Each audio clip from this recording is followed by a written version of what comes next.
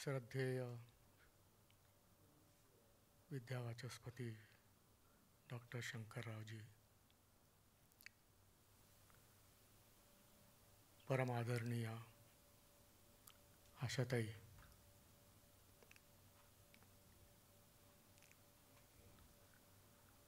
माधवरावांची अनुपस्थिती प्रकर्षाने जाणवते.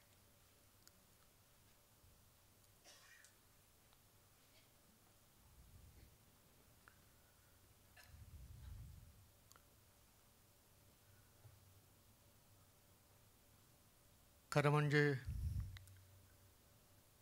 चित्रकार म्हटल्यानंतर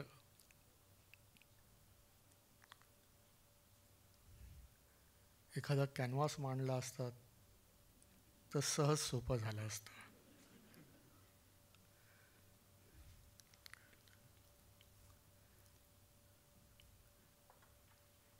पण तरीसुद्धा तीनही मान्यवरांचं स्वागत मूर्तींच्या तर्फे मनोगत व्यक्त करणं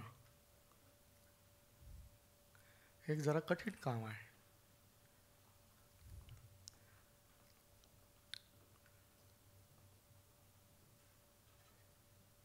एअर मार्शल बापट सरांशी थोडंसं बोलणं ऐकत आलं होतं.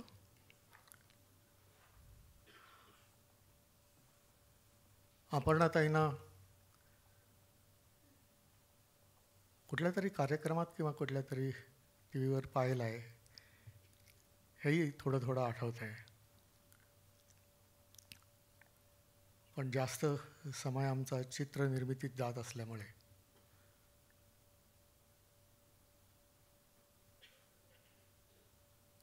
मला अन्य क्षेत्राबद्दल जेवढी माहिती असायला हवी तेवढी नाही.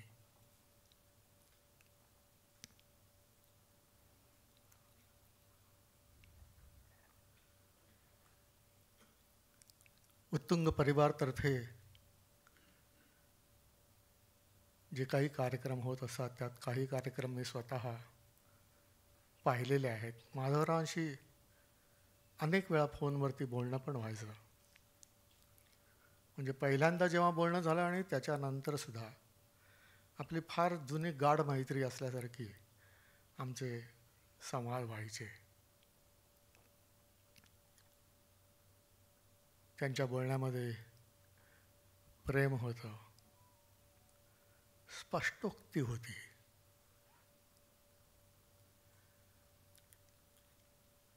आणि आपले विचार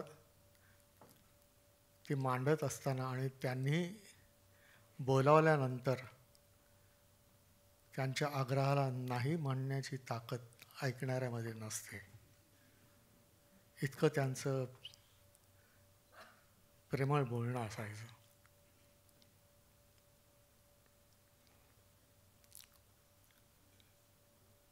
ज्यावेळी त्यांनी परिवारातर्फे आपला सन्मान होणार आहे म्हटलं तर म्हटलं माझा कशाला. त्यावर त्यांनी मला बोलू दिलंच नाही. तुम्हाला या अमुक दिवशी यायचं आहे, आत्ताच नोंद करून ठेवा असं त्यांनी सांगितलं.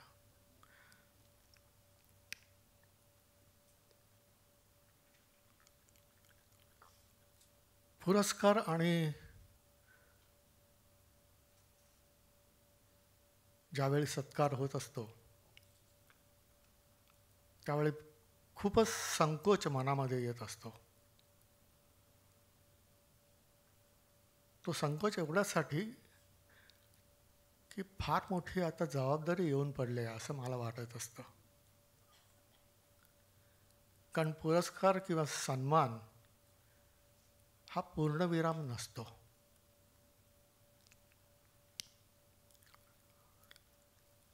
जेव्हा आपण उत्तुंग म्हणतो त्यावेळी शिखरच डोळ्यासमोर येतं आणि शिखर कधीही सपाट नसतं, ते टोकदार असतं.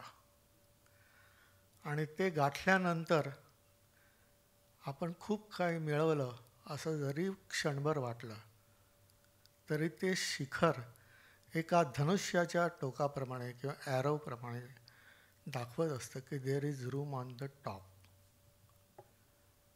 अजून खूप काही करायचं आहे. कारण जे काही आपण आत्तापर्यंत केलं किंवा जे काही आता आपण योगदान दिलं या क्षेत्रामध्ये, आपापल्या क्षेत्रामध्ये,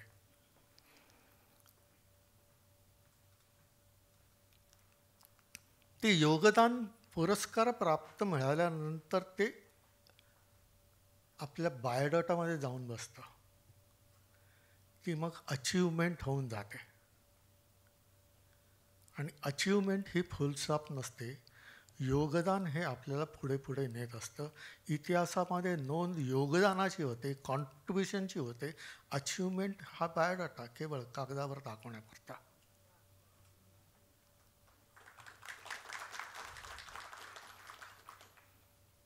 ज्यांनी टेलिफोनचा शोध लावला ते त्याचं कॉन्ट्रिब्युशन आहे. अनेकांनी नंतर टेलिफोन बनवले, ही त्यांची अचीवमेंट आहे, कॉन्ट्रिब्युशन नाही.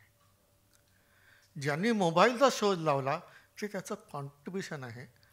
अनेकांनी नंतर कंपन्यांनी मोबाईल बनवले, ही त्यांची अचीवमेंट आहे, कॉन्ट्रिब्युशन नाही.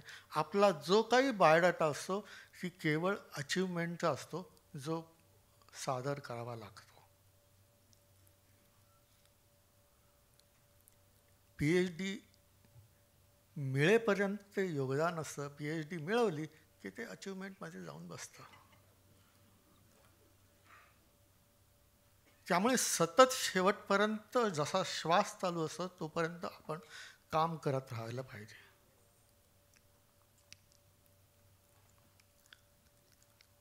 मगाशी उल्लेख झाला होता की आपण जे जे काही करतो ना ते आपल्या समाधानासाठी करतो. प्रोफेशनल चित्रकार करत असताना सुद्धा स्वतःच्या मनाच्या निर्मितीसाठी, स्वतःच्या मनाच्या सुखासाठी सुद्धा चित्रनिर्मिती व कार्यनिर्मिती होत असते. त्याला हल्ली एक फार सुंदर शब्द वापरात येतो, स्वांत सुखाय. आणि आमच्याकडे हा स्वांत सुखाय शब्द हा कधी स्वार्थ सुखाय झालेला आहे कळतच नसतं. कारण जे स्वांत सुखाय असतं ना ते बहुजन हिताय बहुजन सुखाय असतं. त्यामुळे आपली कला निर्मिती ही केवळ आपल्याला आनंद आणि समाधान न देता ती इतरांनाही कशी देईल अशा प्रकारचा विचार मनामध्ये ज्यावेळी उत्पन्न होतो ना तेव्हा त्या तिघी हे नाटक जन्माला येतं.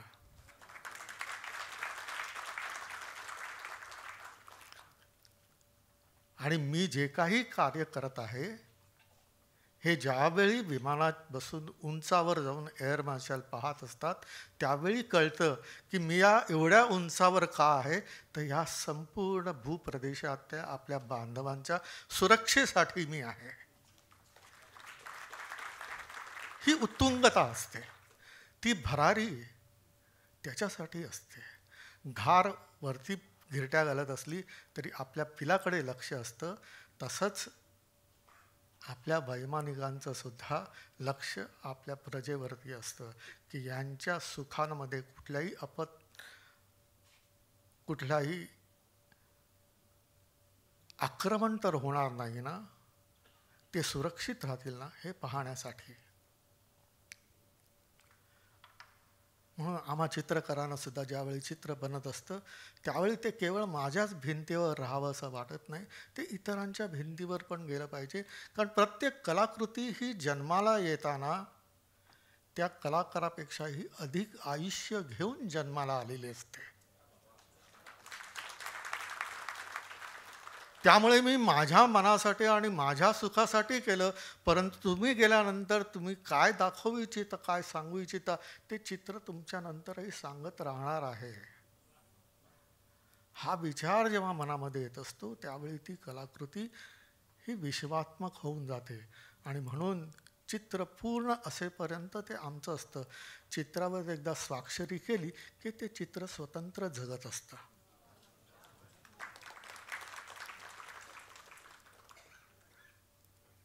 त्यामुळे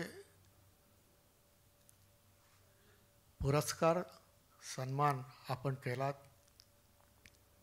एक मनुष्य म्हणून, एक व्यक्ती म्हणून खूप आनंद झाला.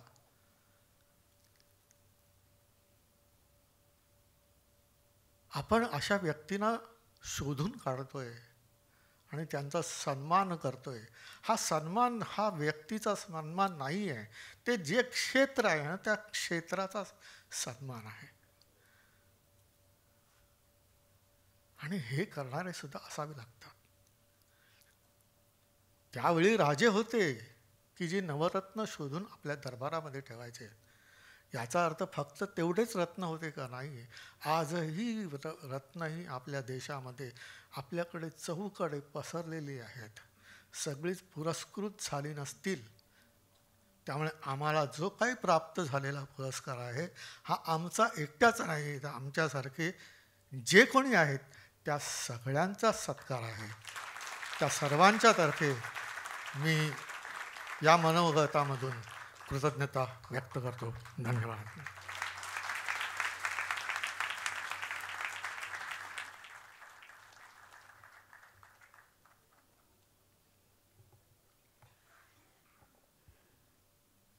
प्रत्येक वेळेला एखादं गाणं संपल्यानंतरच आपण स्तब्ध होतो असं नाही. काही काही मनोगतंसुद्धा इतकी आतून आलेली असतात आणि इतकी प्रामाणिक असतात की ती ऐकल्यानंतर आपण असे एखाद्या गाण्याने, एखाद्या कलाकृतीने भारून जावं तसे आपण त्यांच्या मनोगताने भारून जातो. याचा अनुभव आत्ताच आपण घेतला. आपल्या सगळ्यांच्या वतीने आणि उत्तुंग परिवाराच्या वतीने मी आदरणीय वासुदेवजी कामत, आपण मनोगत व्यक्त केलं, आपले अतिशय मनापासून आभार मानते.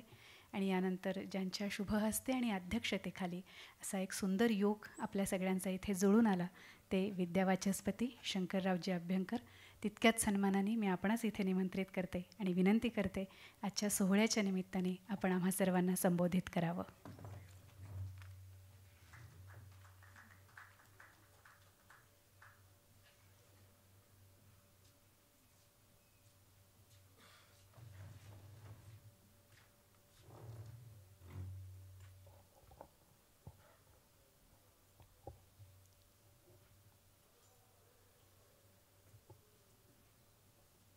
सा मां पातु सरस्वती भगवती निःशेषजाड्यापहा.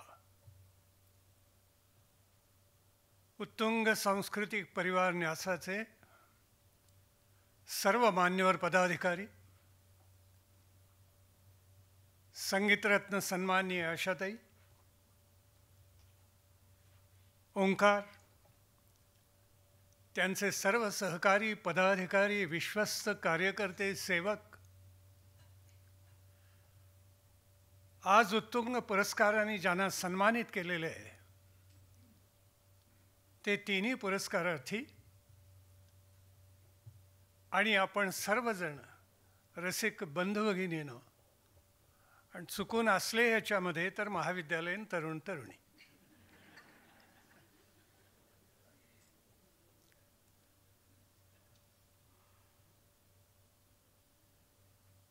उत्तुंग परिवाराचा हा पहिलाच कार्यक्रम आहे. वासुदेवरावांनी उल्लेख केल्याप्रमाणे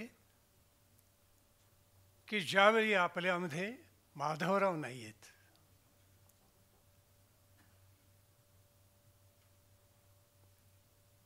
मी या कार्यक्रमाला फार फार आत्मीयतेनं आलेलो आहे. त्याचं कारण असं आहे की माधवराव, आशाताई आणि मी, आम्ही एकाच गावचे आहोत, एकाच मातीतले आहोत.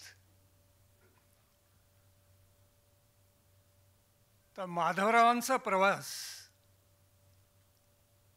मी बऱ्याच वर्षांपासून पाहिलेला आहे. आशाताई ज्या वेळेला गाणं शिकत होत्या सांगलीला बाळकृष्ण बुवा मोहितेंच्याकडे, त्यावेळे बुवांच्या शेजारी बसून मी त्यांची तालीम ऐकलेली आहे. त्यामुळे या कुटुंबाशी माझा स्वतःचा अतिशय जवळचा असा ऋणानुबंध आहे. इथे दोन चित्र आहेत आपल्यासमोर, एक मनू काकांचं आहे आणि दुसरं माधवरावांचं आहे. ओंकारने वर्णन केलं ते अगदी शब्दशः खरं आहे. माधवराव असेच होते. स्पष्ट, स्वच्छ, आरपार आणि राष्ट्रभक्तीनं भारलेले. सावरकर हा त्यांचा उत्तुंग आदर्श होता. पण मनूकाका मागे उभे राहिले म्हणून खरं तर उत्तुंग परिवार निर्माण झाला. माधवरावनी मला एकदा स्पष्टच सांगितलं तर मनूकाका मागे नसते, ते हिमालयासारखे आमच्या मागे उभे राहिले म्हणून मी उत्तुंग परिवाराची निर्मिती केली. पण सत्कार्य जे करतात, सात्विकतेचा वसा घेऊन समाजात जे चालतात, त्यांच्या कार्याला कोणीतरी असा आशीर्वाद देणारा, बळ देणारा पाठीराखा नित्य उभा राहतो. आज ज्यांचा इथे सन्मान केला गेलेला आहे त्यातल्या पहिल्या 2 व्यक्ती ज्येष्ठ आहेत, मोठे आहेत. एक उभरतं असं व्यक्तिमत्व आहे. या पुरस्काराचं नाव आहे उत्तुंग आणि ते आमच्या बापट साहेबांना किती शोभून दिसते मी वेगळं सांगायची आवश्यकता नाही.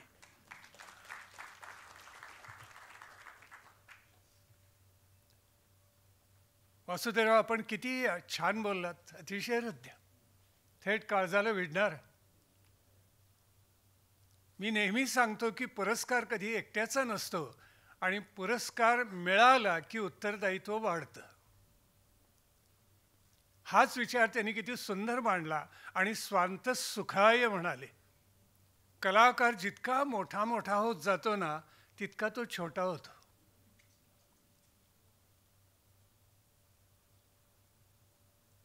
पंडित जसराजांना मी म्हटलं तर बापू काय अहो तुमचं गाणं, काय त्याचं वैविध्य, काय स्वरावरची हुकमत. त्यांनी माझे दोन्ही हात हातामध्ये घेतले आणि मला काय म्हणाले माहिती आहे?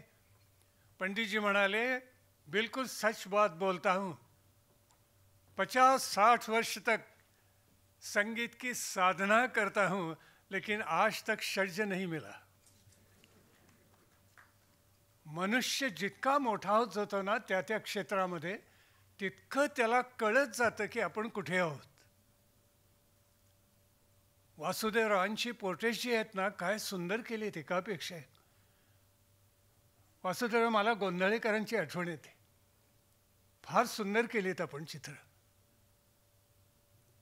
शेवटी कला ही स्वांत सुखाय असते आणि त्यांनी म्हटल्याप्रमाणे शेवटी कला मागे राहते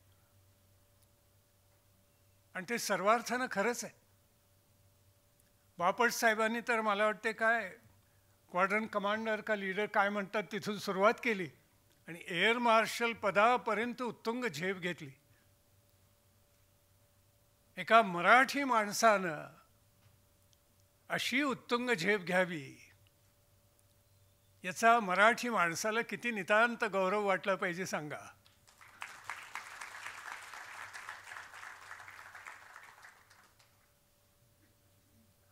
तिसरा पुरस्कार आपण चौथेनं मिळालेला आहे आणि त्यांनी त्या तिघी हे नाट्य प्रस्तुत केलेलं आहे. आपल्याला माहिती आहे की स्वातंत्र्यवीर सावरकर, त्यांचे वडील बंधू बाबाराव म्हणजे गणेशराव आणि धाकटे बंधू नारायणराव म्हणजे बाळ, यांचं कर्तृत्व, त्यांचा त्याग, त्यांचं जळणं, त्यांनी प्रपंचावर ठेवलेले निखारे, त्यांनी इतिहासाला दिलेलं उत्तुंग योगदान, इतिहासामध्ये लिहिलेले एक सुवर्णपान, हे सगळ्यांना जवळजवळ माहिती असतं.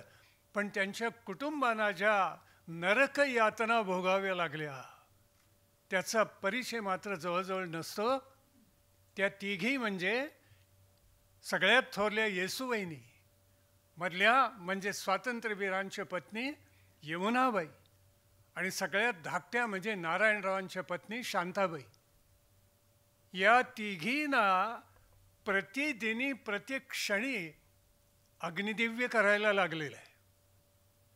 त्या जळल्या आहेत, प्रपंच जाळावा लागलेला आहे.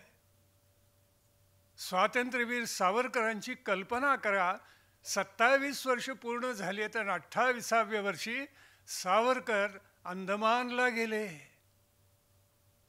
आणि प्रत्यक्ष नरक यातना 10-11 वर्ष पुढे भोगाव्या लागल्या आणि त्याही पेक्षा अधिक हाल भारतामध्ये परत आल्यानंतर 3, 3.5, 4 वर्ष भोगावे लागले. पुढे त्यांना नजर कैदेत राहावं लागलेले रत्नागिरीला. पुढे गांधीवधामध्ये त्यांना गोवण्यात आलं. एका व्यक्तीची जवळजवळ 30 वर्ष ही तुरुंगामध्ये जातात. हे चित्र आपण डोळ्यापुढे आणा. इतकी प्रतिकूलता असून सावरकरांनी जे निर्माण केलं, सावरकरांनी जे अजर अमर अक्षय वाङ्मय निर्माण केलं, त्याला खरोखर तुलना नाही. या महाराष्ट्राचं भाग्य असं आहे की जगाने महाराष्ट्राचं हेवा करावं. 3 कुटुंब ईश्वराने शारदा मातेनं या महाराष्ट्राच्या ओटीमध्ये अशी घातलेली आहेत की जगाने त्याचा हेवा करावा. त्यातलं एक कुटुंब म्हणजे अध्यात्माचा परोत्कर्ष, त्याच्या पलीकडे कोणताही शब्द असू शकत नाही, असं ज्ञानेश्वर माऊलींचं कुटुंब. निवृत्तीनाथ ज्ञानेश्वर माऊली, सोपान काका आणि चित्कला मुक्ताई. दुसरं म्हणजे ज्यांच्या स्वराला कोणत्याच तराजूमध्ये तोलता येत नाही ते मंगेशकर कुटुंबीय. महाराष्ट्राचं केवढं भाग्य आहे. आणि तिसरं जगाने हेवा करावा असं सावरकर कुटुंब, की राष्ट्रभक्तीचा परोत्कर्षाचा परवलीचा शब्द म्हणजे सावरकर आहे. त्याच्या पलीकडे काही असू शकत नाही. इतका अद्भुत या 3 कुटुंबांनी आपल्याला भरभरून दिले. महाराष्ट्राला गौरव वाटला पाहिजे. आमचे बापटसाहेब नेहमी सांगतात की पुढल्या पिढ्यांना चांगली चरित्र ऐकवा, पुढल्या पिढ्यांना क्रांतिकारकांची चरित्र सांगा, आणि ती चरित्र त्यांनी जर ऐकली तर त्यातून त्यांना राष्ट्रभक्तीची प्रेरणा मिळेल. एकच गोष्ट तुम्हाला एका क्रांतिकारकाची अगदी थोडक्यात सांगतो. मला 15 मिनिटांचा वेळ आहे आणि ती कथा कदाचित आपल्यापैकी बऱ्याच जणांनी ऐकली नसेल, म्हणून मुद्दाम सांगतो. आपल्याला कदाचित माहिती असेल की स्वातंत्र्य लढ्याच्या इतिहासामध्ये काकोरी खटला झालेला होता. ब्रिटिशांनी आपल्याला जे यथेच्छ लुटलं, 150 वर्ष या राष्ट्राला धुवून पुसून काढून सगळं लुटून नेलं, काही ठेवलं नाही. लोकमान्य टिळकांनी केसरीच्या एका अग्रलेखामध्ये लिहिलेलं होतं की 1858 ते 1888 या पहिल्या 30 वर्षामध्ये ब्रिटिशांनी इथून काय काय नेलं त्याचं गणित मांडले. टिळक गणितज्ञ होते, एका पैची चूक करणार नाही.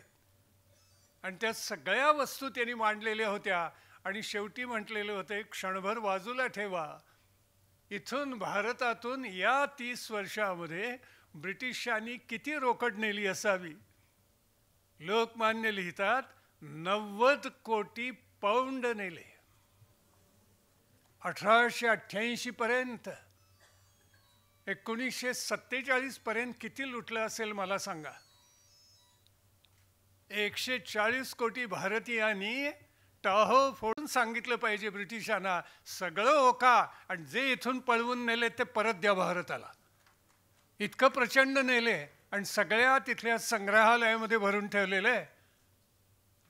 इतकंच अपरंपार सोनं भारतातून त्यांनी नेलं की त्याला सीमारेषा नाही. त्याच्यावर आज स्टर्लिंग पाऊंड ताकदीनं जगामध्ये उभा आहे.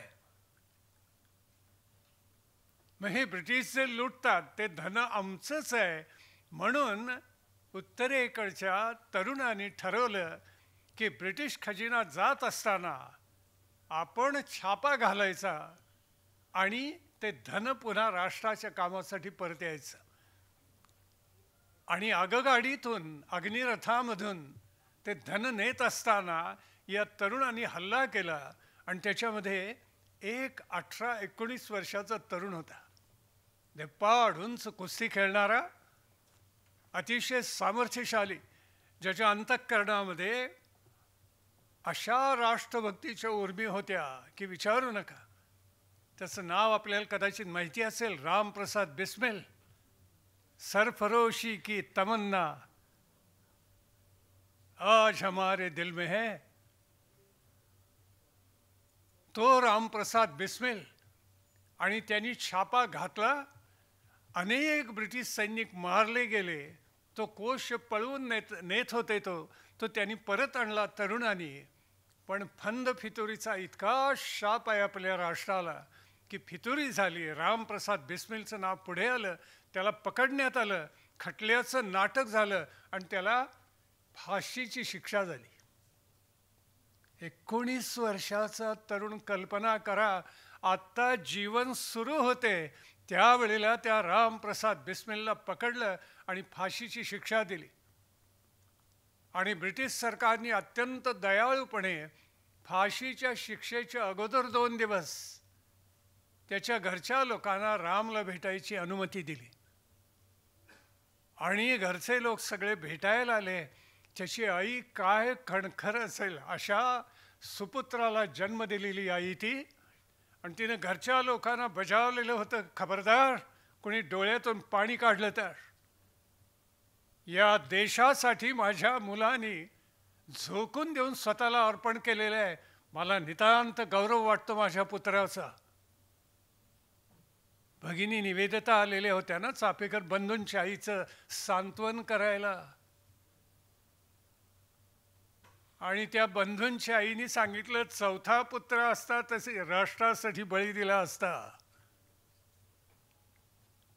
सगळी घरची मंडळी रामप्रसादला भेटायला आली. आणि कैद्याच्या पोशाखामध्ये तो रामप्रसाद आतून आला. मध्ये जाळी होती आणि ताठ मानेना उन्नत माथा करून तो चालत आला एखाद्या सिंहासारखा. आतून बाहेर आजची सगळी माणसं, नातेवाईक मंडळी गहिवरलेली होती. आई पुढे गेली, आपल्या त्या पुत्राला पाहिलं. काय अभिमानाने, आत्मगौरवानं तिचं हृदय भरून गेलेलं होतं. रामप्रसाद पुढे आला आणि त्यांनी जाळीला असं धरलं. आणि आई पुढे आली आणि तिनं त्याच्या बोटाला स्पर्श केल्याबरोबर त्या रामप्रसादचा बांध फुटला आणि दोन्ही डोळ्यातून घळघळा गंगा यमुना वाहिल्या. आईने ते पाहिलं आणि म्हणाली, राम तुझा धिक्कार असो. 2 दिवसांनी फासावर जाणार आहेस म्हणून रडतोस? तुला लाज नाही वाटत?